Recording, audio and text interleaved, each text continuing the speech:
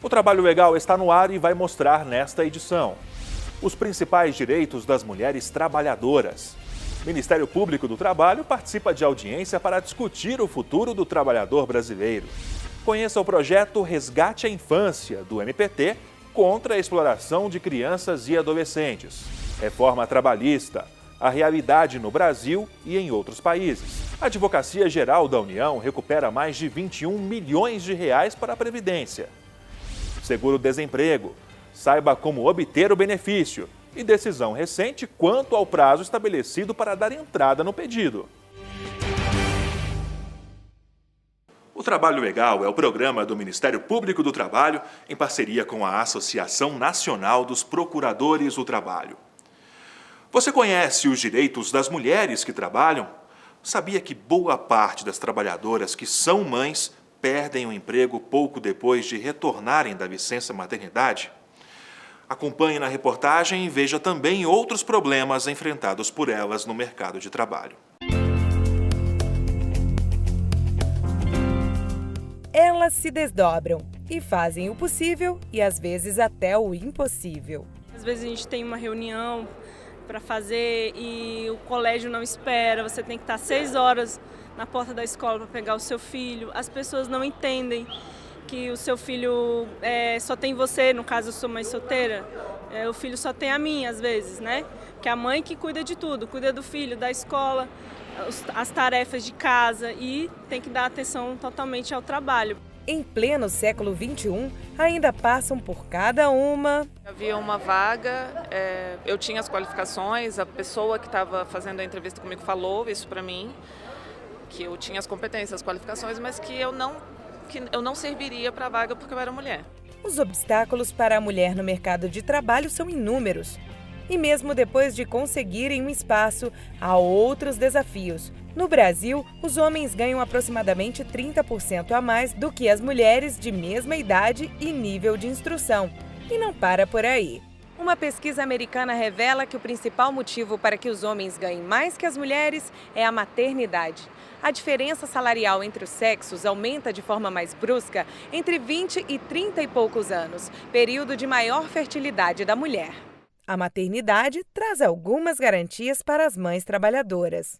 Além da licença maternidade, que é decorrência da norma constitucional, as mães hoje, ou as gestantes hoje, possuem direito a sair para pré-natal, desde o início até o final da gravidez, né? Elas têm direito também à proteção da gravidez de risco, né? Ou seja, antecipar a licença e a saída do trabalho por conta de uma gravidez de risco. Pós-nascimento da criança, há um direito de 2 períodos de amamentação de meia hora durante cada dia de trabalho e também ela tem direito à creche, né? Durante todo o período de ensino fundamental da criança, tem direito à creche nas empresas que possuam mais de 30 trabalhadoras empregadas. Segundo a procuradora, esse último é um dos direitos mais violados pelas empresas. E a série de barreiras para as mulheres mães continua. Dependendo da área de atuação, sim. Mulheres que têm filhos não são o perfil mais adequado. Renata conta que a relação de cumplicidade que tinha com a gerência da loja onde trabalhava acabou, assim que ela anunciou que esperava outro filho. Começaram a pegar no meu pé por conta da gravidez, realmente. E apenas 2 meses após voltar ao trabalho, foi demitida. Segundo pesquisa da Fundação Getúlio Vargas, a Renata não está só. A FGV acompanhou 247 mil mulheres e constatou que 2 anos após darem à luz, praticamente metade delas havia perdido o emprego. E ainda assim, os percentuais dos desligamentos variam conforme a escolaridade. É de 53% para quem tem o ensino fundamental completo, 51% entre aquelas que não concluíram o ensino fundamental e 49% das que possuem ensino médio e 35% no caso das mulheres que estudaram além do ensino médio. Uma amiga minha, para conseguir um emprego, mentiu, dizendo que ela não era mãe, mas ela tinha um filho já. Mas ela mentiu na entrevista de emprego para conseguir a vaga.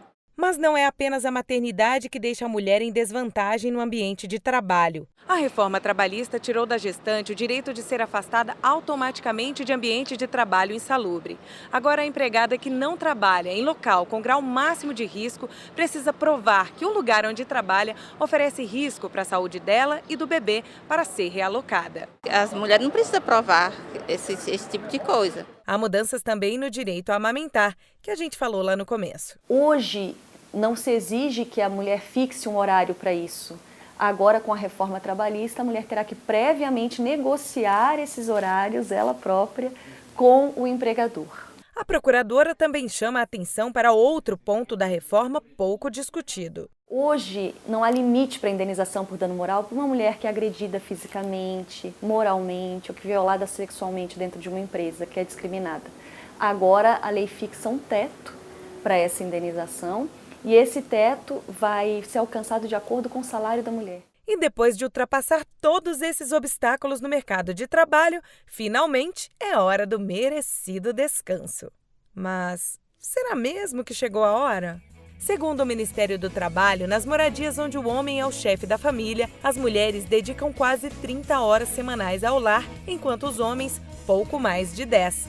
As dificuldades são muitas. E mesmo assim, essa jovem estudante revela o que espera para o futuro profissional. Mais igualdade é que as mulheres se levantem mais e lutem mais pelos seus direitos e pelo que elas almejam tanto. O Ministério Público do Trabalho participa de audiência para debater os rumos dos trabalhadores brasileiros. E não é só isso. Também discutir o impacto das reformas trabalhista e previdenciária na vida dos profissionais.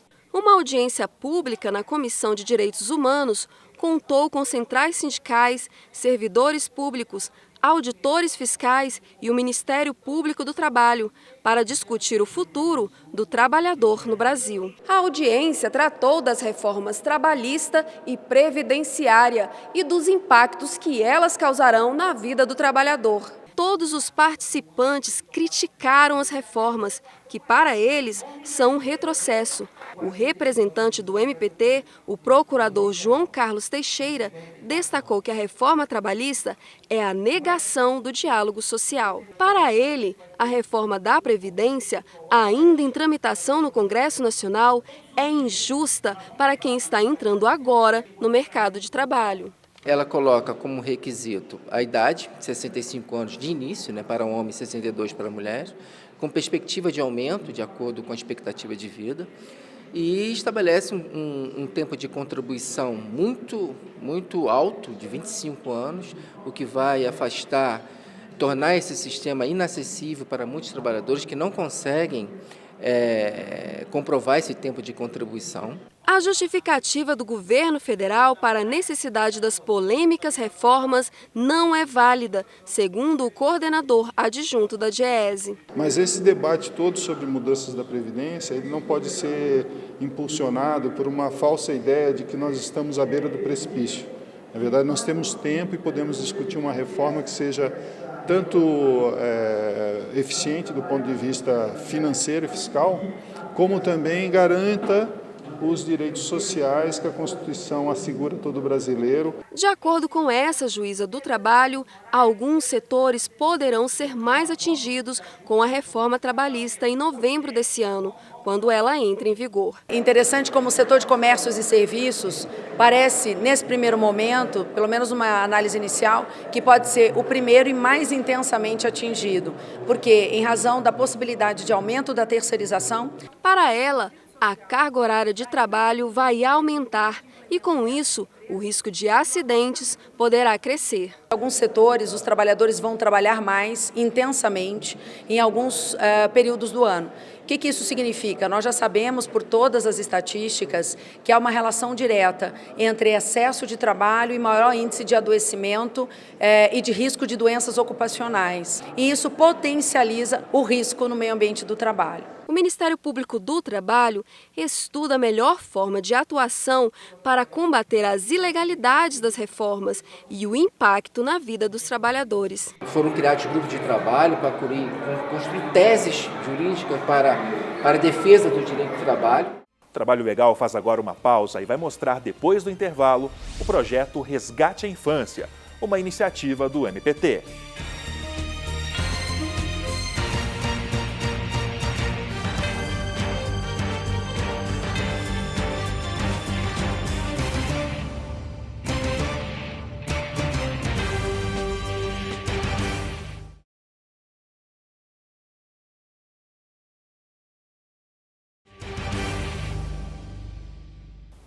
A reforma trabalhista no Brasil foi inspirada em outros países e as experiências internacionais foram tema de um debate no Senado, onde o MPT participa de uma subcomissão especial com o objetivo de criar o Estatuto do Trabalho. Uma subcomissão temporária foi criada na Comissão de Direitos Humanos do Senado Federal para elaborar o Estatuto do Trabalhador e restabelecer todos os direitos dos empregados, muitos deles perdidos com a reforma trabalhista. O grupo é formado por juristas, procuradores do trabalho e representantes de entidades ligadas ao direito trabalhista, além de outros especialistas na matéria. No dia 29 de agosto, a audiência foi para debater as reformas trabalhistas feitas em outros países. O presidente da Confederação Ibero-Americana de Inspetores do Trabalho, Sérgio Voltolini, lembrou que a reforma trabalhista feita na Espanha serviu de exemplo para o Brasil. Lá, os salários caíram e entre os anos de 2012 e 2017, a geração de novos postos de trabalho não foi a esperada. Apenas criou, em 5 anos, somente 300 mil empregos novos. Para a diretora de Cidadania e Direitos Humanos da Associação Nacional dos Magistrados da Justiça do Trabalho, não só a reforma da Espanha afetou de maneira negativa os empregados, a mexicana também. Lá, mesmos discursos e motivações do Brasil.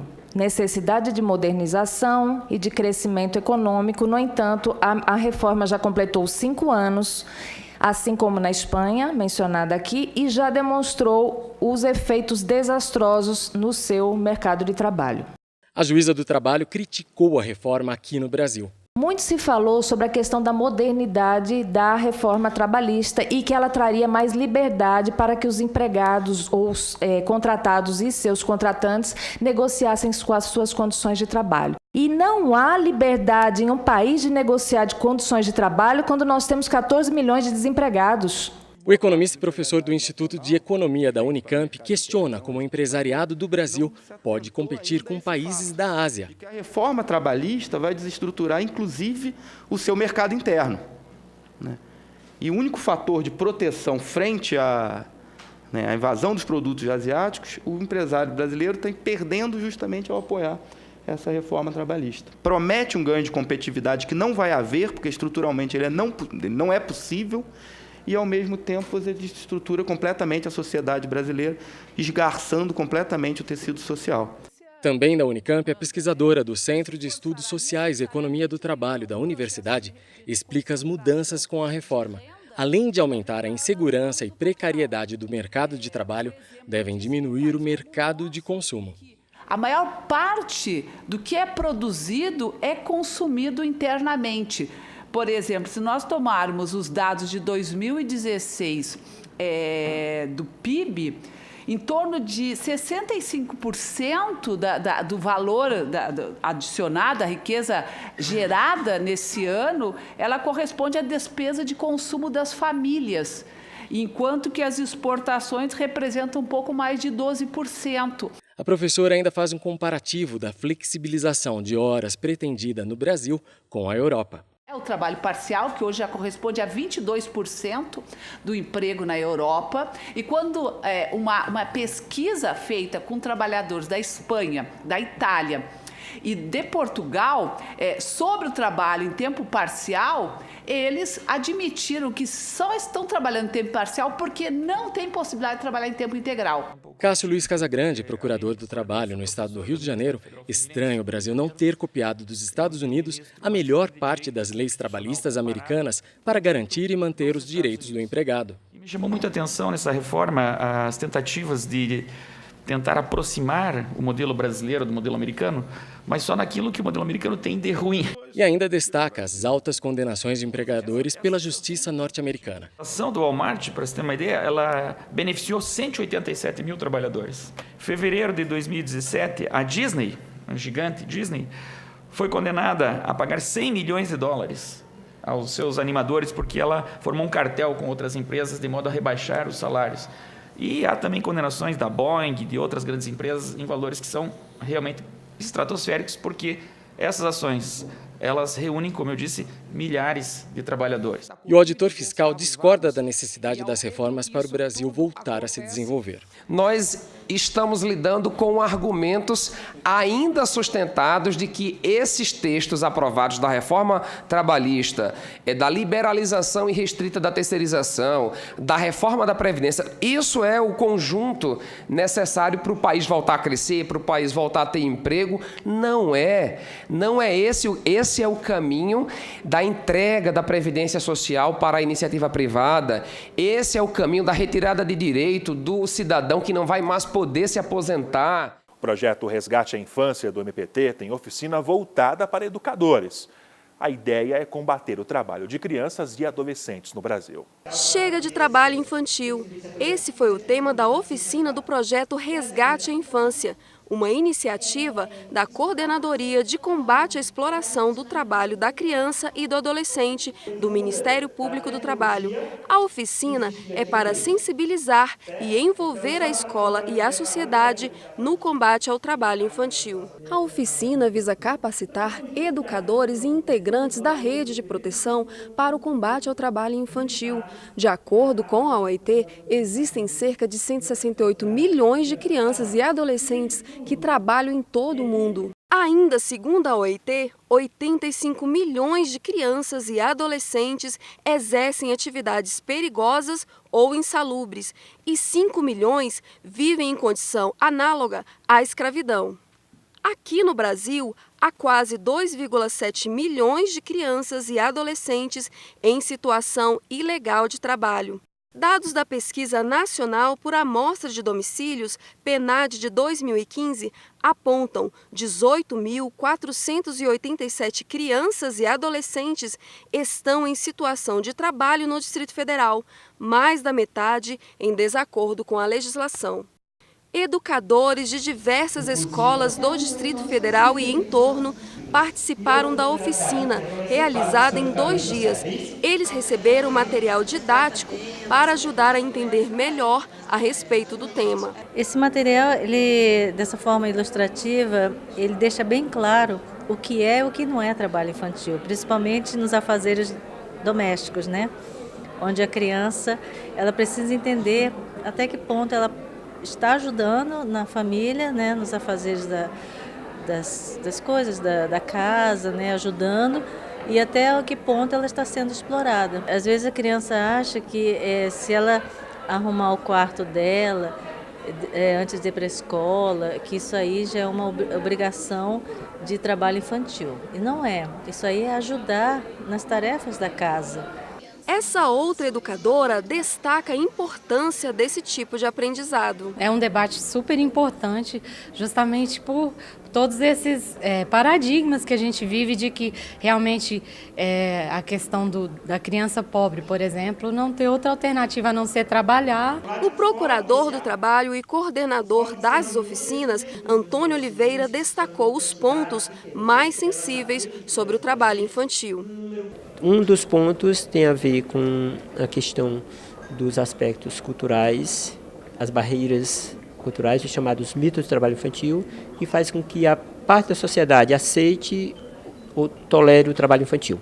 O outro aspecto tem a ver com a fragilidade das políticas públicas. Para o Ministério Público do Trabalho, a oficina encoraja os participantes a observarem e denunciarem qualquer tipo de trabalho ilegal de crianças. A capacitação da rede de proteção tem por objetivo fortalecer as ações de prevenção e também as ações de enfrentamento. A supervisora das oficinas e procuradora do MPT no DF Tocantins conta que é necessário falar sobre o tema com todos os atores envolvidos e que o combate ao trabalho infantil deve ser ampliado. Tem essa importância, né? Não só de ensinar como identificar para onde é o trabalho infantil, para onde encaminhar, mas sobretudo como forma de expandir a conscientização.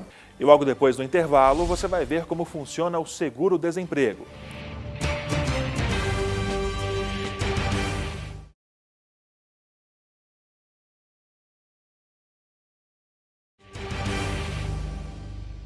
Advocacia Geral da União recupera mais de 21 milhões de reais para a Previdência. Esses valores são referentes a apenas 3 anos. A Advocacia Geral da União promoveu um seminário sobre ambiente seguro de trabalho. Representantes do Ministério Público do Trabalho, do INSS, do Ministério do Trabalho, Tribunal Superior do Trabalho e demais órgãos públicos relacionados compareceram. Dentro do tema, que envolve a saúde e a segurança do trabalhador, o seminário tratou das ações regressivas que a AGU tem ajuizado para ressarcir os cofres da Previdência Social. As ações da Advocacia Geral da União são para reaver valores de benefícios pagos pelo INSS quando comprovada a culpa da empresa, ou seja, se o acidente ou a doença forem decorrência de atividades exercidas pelo trabalhador. A Advocacia Geral da União, de um tempo para cá, tem feito um esforço para reforçar essas ações regressivas, de tal sorte que tem crescido exponencialmente.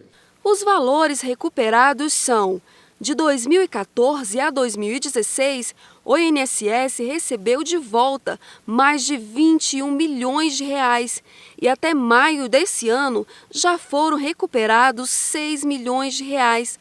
A perspectiva até o final de 2017, após as ações coletivas da AGU, é chegar aos 20 milhões de reais. As condenações coletivas, segundo Paulo Medeiros, tornam as condenações maiores e agilizam o ressarcimento aos cofres do INSS. Nós estamos trabalhando com ações que já são ações regressivas coletivas. Ao invés de ser um a um em cima de cada um dos acidentes, nós verificamos, vamos imaginar uma grande empresa que foi responsável por diversos acidentes do trabalho e aí, consequentemente, nós ingressamos contra a empresa como um todo. Então, isso faz com que haja se potencialize esses valores a serem recebidos. Esse mesmo tipo de ação também poderá ser utilizada para reparar os prejuízos ao SUS. O Ministério Público do Trabalho tem atuado em vários casos para evitar os acidentes de trabalho. Nós temos diversos projetos de acordo com áreas de atuação econômica, como, por exemplo, amianto, um projeto para banir o amianto no Brasil, projeto de regulação do meio ambiente de trabalho na área dos frigoríficos, na área de linhas de transmissão de energia e diversos outros pontos, sempre com esse objetivo de atuar para que as normas de saúde e segurança do trabalho sejam aplicadas e, com isso, a gente tenha um meio ambiente de trabalho sadio, seguro. O Procurador-Geral do Trabalho alerta: o Brasil é hoje o 4º país no ranking mundial de mortes por acidentes de trabalho. Tem estimado uma subnotificação de acidentes de trabalho de quase mais de 80%. Ou seja, talvez estaríamos até em primeiro.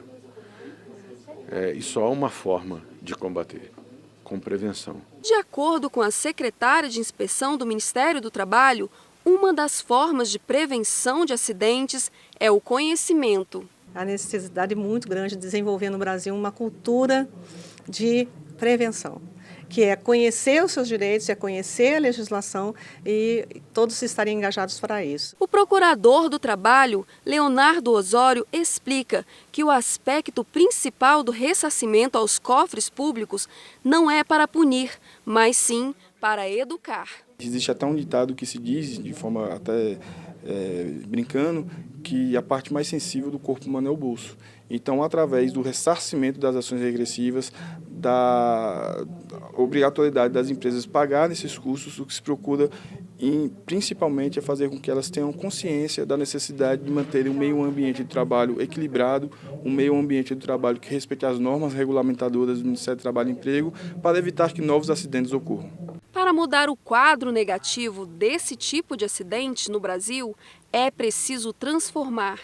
Além da prevenção, mudar a cultura da sociedade brasileira para que os números de acidentes de trabalho, que são altíssimos, caiam cada vez mais, até chegar, eu não vou nem dizer um patamar desejado, que o patamar desejado seria 0, mas caiam drasticamente.